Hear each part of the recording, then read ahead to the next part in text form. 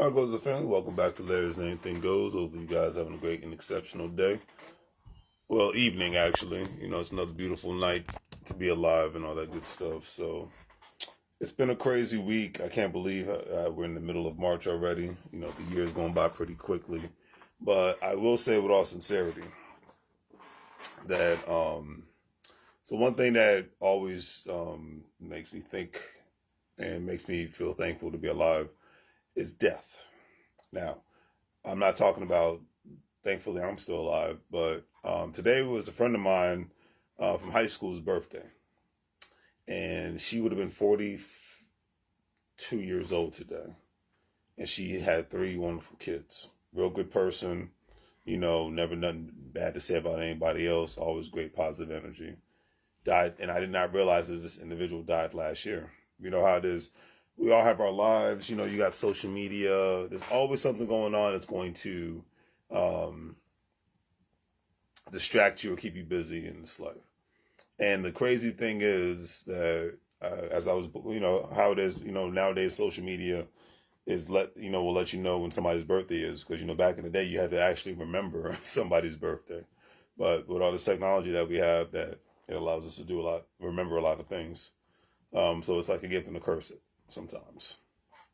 But at the end of the day, my point is that the fact that she passed away and had to leave, unfortunately, three children behind, I feel for the family. Hopefully the children were able to stay together and didn't have to, go through the whole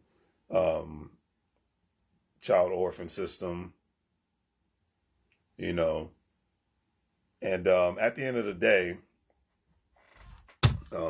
day, one thing I can say with sincerity is that is that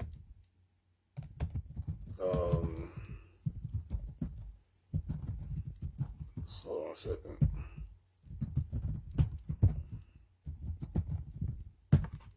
But at the end of the day, one thing I can say with all sincerity is that it reminds me that how grateful we need to be every day that we have a chance to be alive. And heck, I'm as guilty as anybody else when it boils down to hey, I'm not accomplishing this, I'm not getting this and that done, things not falling into place, and you have to be reminded that we live in a real world where 90% of the times things don't go your way. Um, we live in a real world that it reminds us that 90% of the times things aren't going to go our way, or 90% of the times things won't go the way that we planned it. And for people who have a structured mindset, especially like myself, who have a planner's mindset, especially like myself,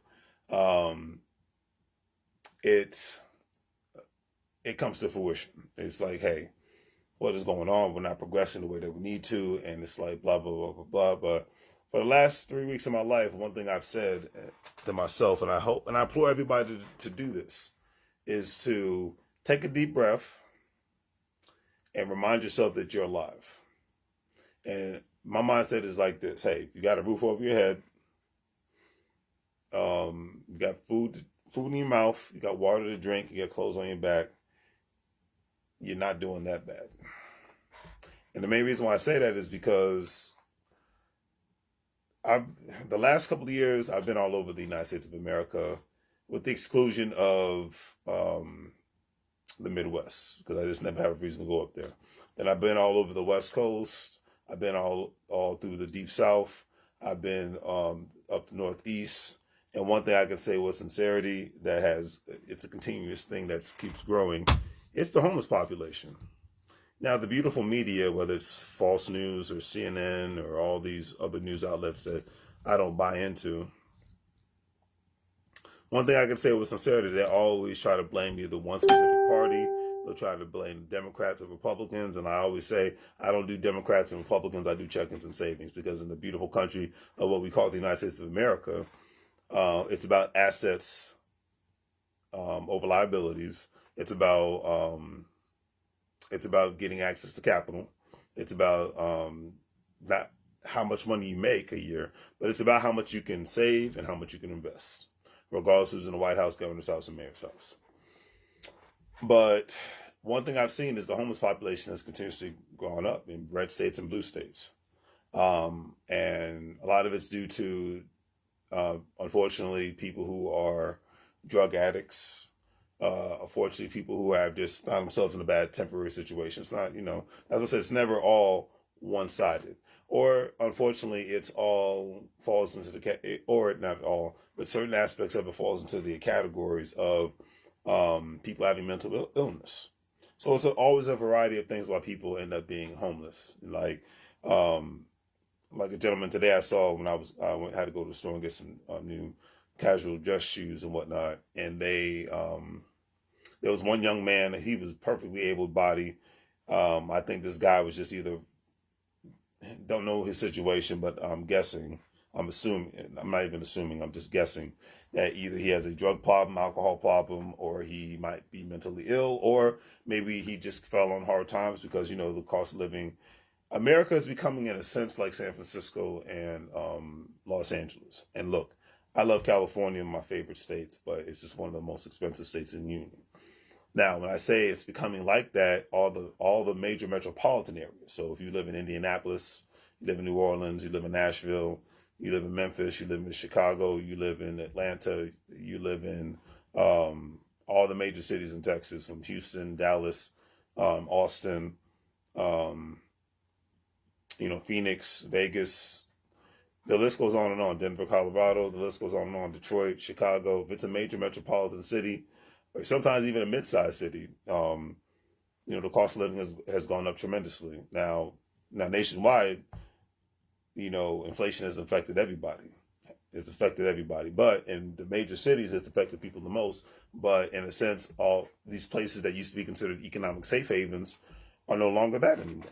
And that's just what it is, So that's why I came up with the saying, make money moves and you're going to live broke like a fool, because we have been living in a time. And I remember saying this before the pandemic. I was talking about cities like Cincinnati, Indianapolis, and Nashville, places that you would not think where the cost of living would be, horrific. Miami, Florida used to be a cheap city to live in. No longer, and I know I'm going on a tangent, but that's the reason why I do these kind of rants on Facebook now, because it's actually less distractions, like when I do it on StreamYard, where I'm live on Facebook and I'm live on YouTube, and then I got all these other things to worry about. But here I can just talk and just do what I do. All right. But anyways, so at the end of the day, appreciate where you're at and be happy with that. Doesn't mean you're going to stay there, because it just depends on what you do on a daily basis. In regards to what you're going to, we all need motivation. And none of us are ever going to stay motivated all the time. But sometimes being down and out and being in a situation that we don't want to be in can help us get into a better situation in the future. We need that. We need that oomph. We need that. That's what can keep us motivated. And overthinking. I think overthinking situations, especially when it comes to, if you have to overthink being in a relationship or having a significant other, then you might as well just be like, I'm good. It's not that serious. Because if you always have to overthink that situation, that means you just need to get out of that situation. Now, nothing is as black and white as you would want it to be in this life. But I think once you have to, when certain things are constantly coming into question in this life, then I think you got to say to yourself, you know what? The hell with this. It's not that serious. You know what I'm saying? So I can't put it any other way. Sometimes you just got to say, what the hell with this. It's not that serious. And that's just one thing to take into consideration. And then this is another thing for anybody who's in a dark place right now, or who's heading to a dark place right now. One thing I can say with all sincerity is that, look, nothing in this life ever gets better unless you try to get better. Okay, I will say that with all sincerity. Nothing in this life can get better unless you try to get better. And that's just, like I always say, life is like you working out in the gym. It's one little step at a time. It's not all one size fits all, It's not like those condoms you get at the free clinic. It's everybody has their different levels in this life. Everybody has their different methods in this life. And my mindset is, as long as you're not trying to kill anybody, kidnap anybody, or rape anybody, hurt anybody, then do what you got to do in this life. Real talk. You know what I mean? But we're in a season of over execution. Now, everybody's situation is different, granted. But we are in the season of over execution, not overthinking. The time to overthink was during the lockdown. Okay?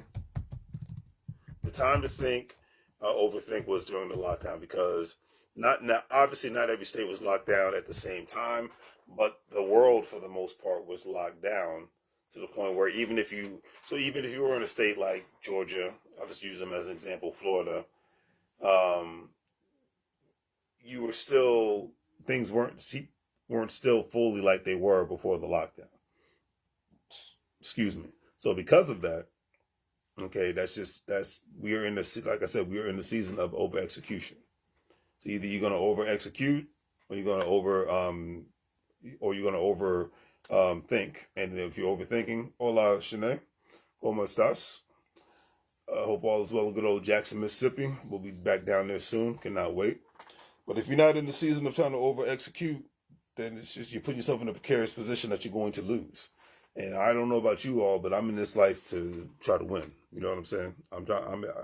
I play to win, and if I lose, then I learn from losing.